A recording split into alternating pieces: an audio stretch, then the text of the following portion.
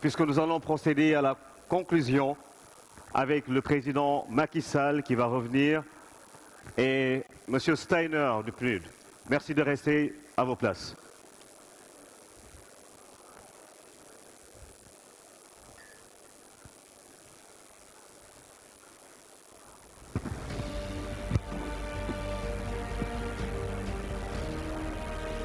Le président Macky Sall va revenir dans un instant pour les conclusions.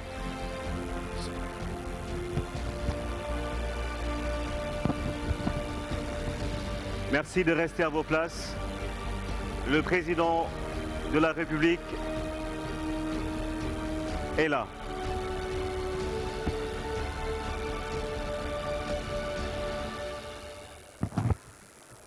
Merci, mesdames et messieurs. Nous allons recevoir sur scène le président de la République, son Excellence le président Macky Sall et l'administrateur du PNUD, M. Steiner. Restez assis, lui il va...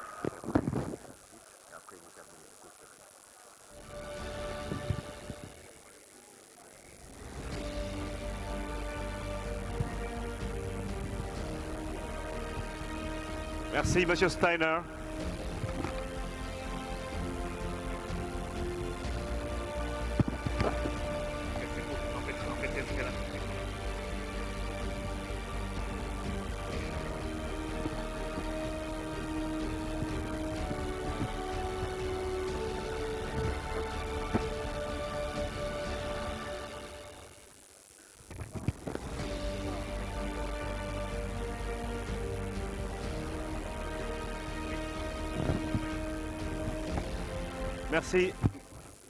Merci à vous. Merci de vous asseoir.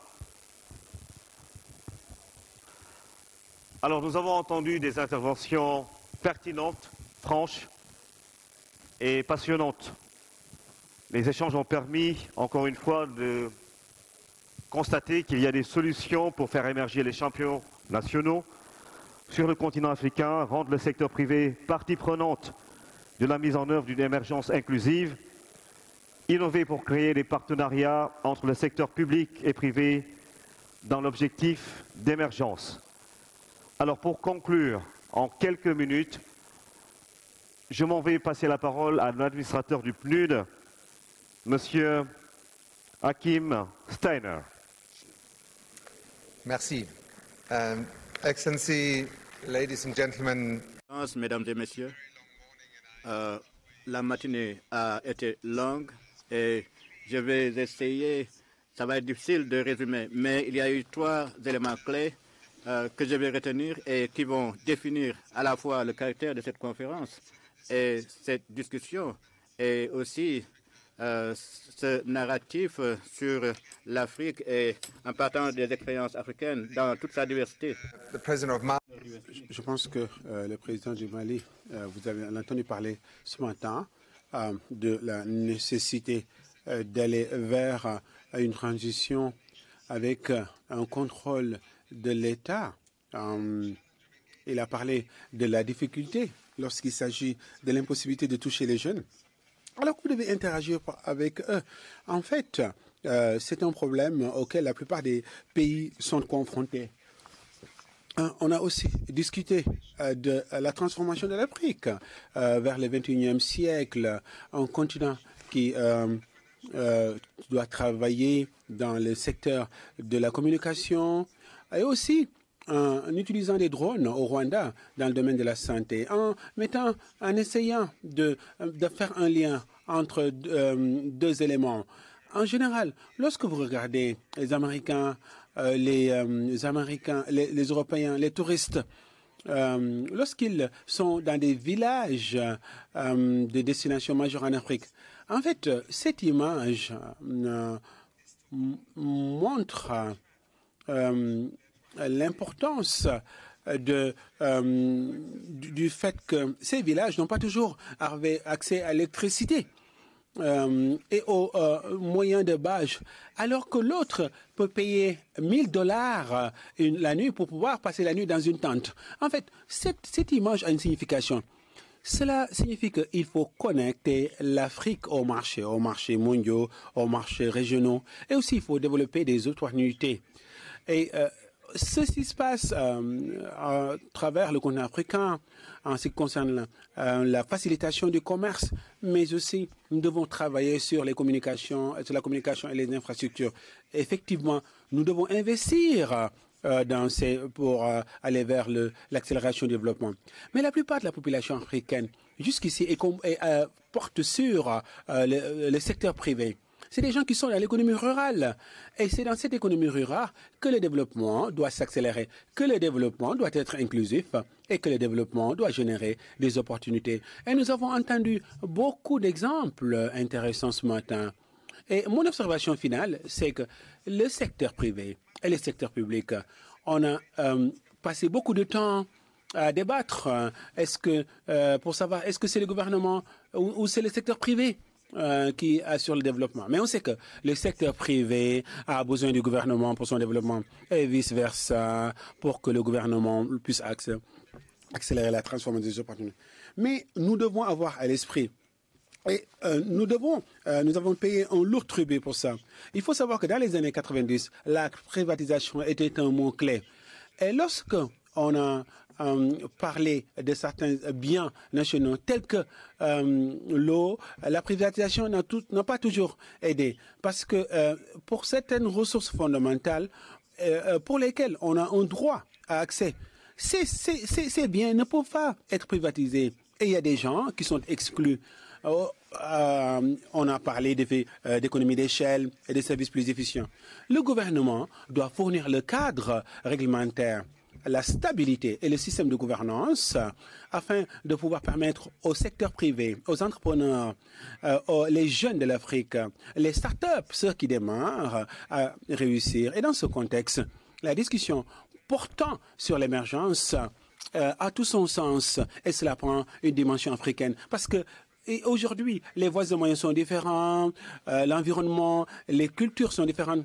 Il y a aussi le fait que, en fait, les chaînes de valeur, les propositions qui sont faites, qui permettent aux pays asiatiques de pouvoir rattraper le retard dans les années 80, il est possible que ce ne soit pas le cas pour l'Afrique en ce qui concerne notamment l'intelligence artificielle, la robotique. Et il y a une ubiquité en ce qui concerne la plateforme économique de façon générale.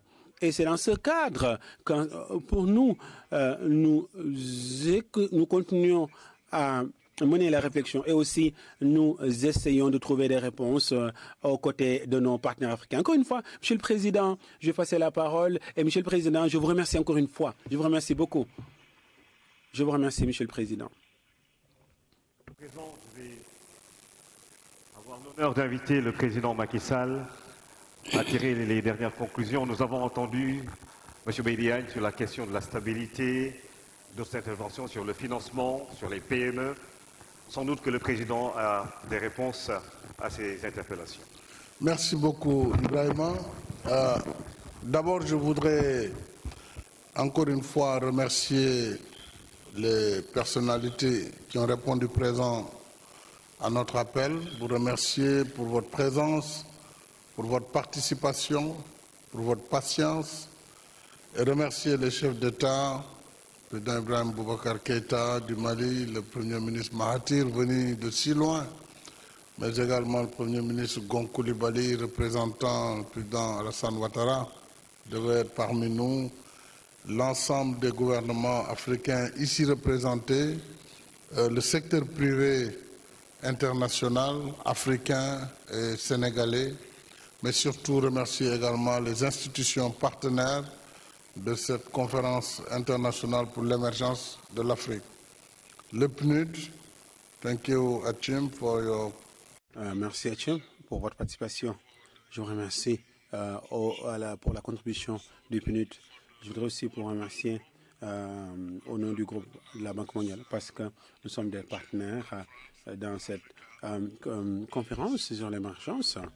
Je retiens de cette rencontre importante que l'émergence c'est déjà une volonté politique, un leadership, une vision, mais il faut que cette vision soit suivie également d'actes au quotidien il faut un culte du résultat, il faut aussi une mobilisation des ressources domestiques. Dans un premier temps, c'est le premier effort qui incombe aux États. Il faut aussi que le partenariat international soit diversifié, comme je l'ai dit, sans exclusive, mais aussi sans exclusion. L'essentiel étant que ce soit un partenariat gagnant-gagnant qui permette le développement des investissements privés, IDE, mais aussi qui permette un transfert de technologie. Et il faut que le secteur privé, bien entendu, ça aussi c'est un autre enseignement, puisse prendre toute sa place, puisque l'État n'est pas un État marchand. L'État ne sait pas, comme l'a bien dit l'anecdote du Premier ministre Mahathir, même s'il y avait de l'or pour le prendre, l'État ne sait pas faire, pas son job.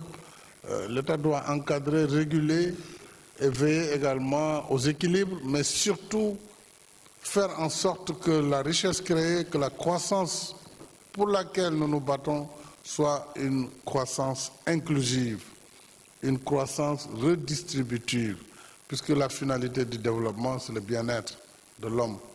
Donc il ne faut pas simplement que les chiffres soient des chiffres de croissance, de performance, etc., en laissant de côté le bien-être des populations. Et ça, même des pays développés l'apprennent à leurs dépens, parce que, en vérité, on est là pour apporter un mieux-être. Et ce mieux-être passe par ces politiques de protection sociale, ces politiques de soutien, d'inclusion, de couverture maladie, d'apport de services vitaux, l'eau, l'électricité, ce qui sont des services de base, mais aussi l'autre adjuvant essentiel, je crois que c'est la formation et l'éducation, parce que nous avons une jeunesse très jeune en Afrique et une population nombreuse, mais si elle n'est pas formée, évidemment, nous allons droit vers la catastrophe. Mais si nous formons bien cette population jeune dans les métiers qui sont les métiers nouveaux aussi, puisque le profil de l'économie a changé, on est dans une économie de plus en plus digitalisée, on parle d'industrialisation, on parle d'infrastructure. Il faut que la formation soit en adéquation avec les besoins de notre économie. C'est un autre défi que nous devons relever. Enfin, il y a le défi de la stabilité. C'est vrai qu'avec des changements de régime intempestif, c'est un éternel recommencement. Puisque par définition, un régime qui arrive, il a besoin de se distinguer. Même s'il trouve des choses bonnes, s'il n'y a pas un leadership très raisonné, bon, il peut être tenté à tout remettre en cause et puis à tâtonner, à reprendre à zéro.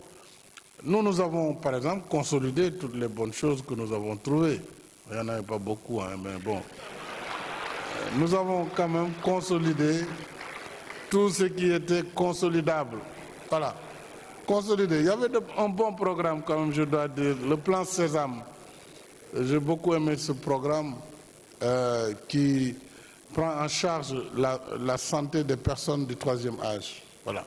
Mais il y avait beaucoup de dettes entre ce programme, les hôpitaux, etc. On l'a consolidé parce que c'était important. La case des tout-petits, c'était également un programme important pour aider le monde rural en particulier à disposer de crèches, pour que les jeunes très tôt, à partir de 2 ans, puissent être pris en charge.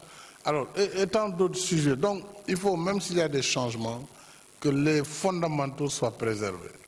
Alors, moi, en lançant le plan Sénégal émergent, je l'avais fait sur une durée de 20 ans. Il est évident que je ne serai pas à la tête du Sénégal en 20 ans. Je souhaite déjà avoir un deuxième mandat pour quand même amorcer et terminer ce que j'ai entamé. Mais après, il faut souhaiter simplement que les acquis du PSE transcendent ma présence à la tête de l'État. Et que si nous sommes dans un vrai programme avec les partenaires, que même peut-être on puisse voter une loi sur le PSE, qu'on continue. Celui qui vient, il peut continuer, il pourra aussi mettre sa touche personnelle. Parce qu'un leader a toujours une touche personnelle, une sensibilité, une fibre sociale ou autre. Ça, on ne peut pas l'empêcher. Mais rester quand même sur les fondamentaux me paraît être essentiel. Donc tout ça, ce sont des défis. Mais je suis sûr que dans les panels de l'après-midi, et les communications des experts qui sont là, nous allons à la fin de ce forum tirer encore des leçons très positives. Et j'encourage nos partenaires, Fonds monétaire, enfin PNUD, Banque mondiale, mais aussi Fonds monétaire, c'est des partenaires de tous les jours. Banque africaine de développement. Nous sommes fiers de notre Banque africaine de développement. Parce que véritablement, elle a décomplexifié la situation et il y a eu un engagement très fort.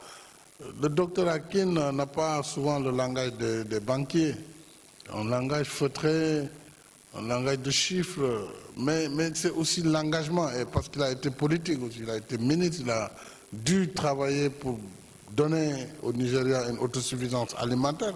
Ils comprennent aussi les difficultés qu'il y a. Donc il faut du volontarisme, même du côté de nos institutions, même du côté de nos banques centrales. Je salue le gouverneur de la Banque centrale, des États de l'Afrique de l'Ouest et le président de la commission de l'UEMOA, le président de la CEDEAO, la BOAD, qui est également très dynamique.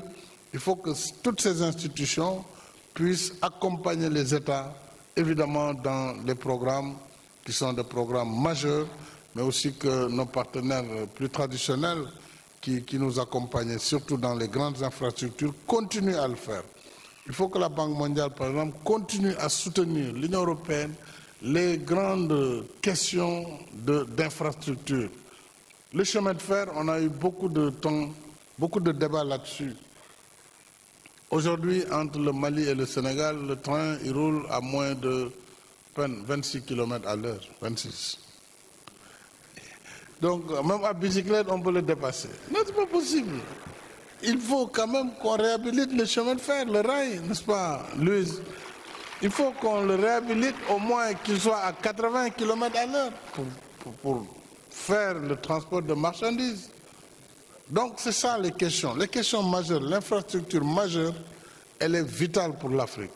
Évidemment, il ne faut pas que ces besoins aussi nous fassent oublier le quotidien, qui est plus simple. C'est ce que nous avons fait le PUDC. Ces programmes d'urgence qui ne peuvent pas attendre nos délais d'émergence. L'accès à l'eau, l'accès à la santé des populations, le soutien aux femmes, le crédit. Ça aussi, ça doit être une activité de tous les jours. Et il faut que les partenaires, que le secteur privé, que les États travaillent tout en mettant le focus sur les grandes questions d'infrastructure et les grandes questions d'émergence. Voilà un peu ce que je voulais dire. Ce n'est pas une conclusion, mais c'est des remarques.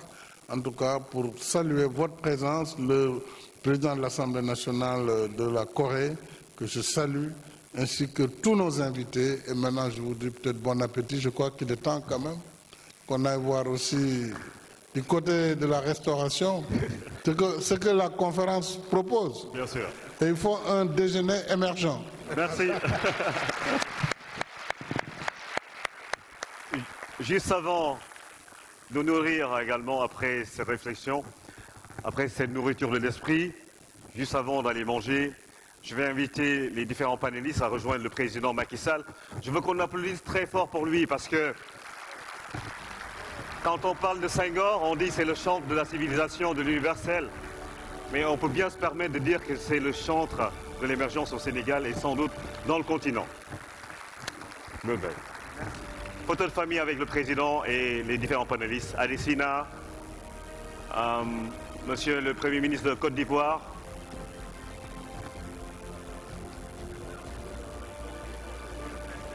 la photo de famille, oui. Le président va revenir avec ses invités pour la photo de famille.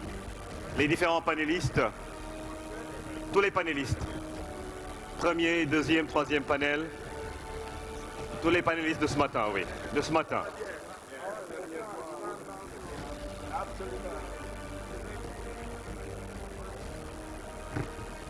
Tous les panélistes de ce matin qui sont là, dans la salle.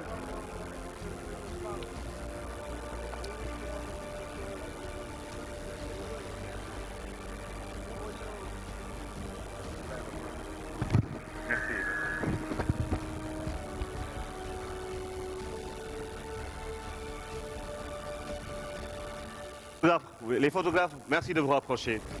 Merci de les laisser se rapprocher, s'il vous plaît. Voilà.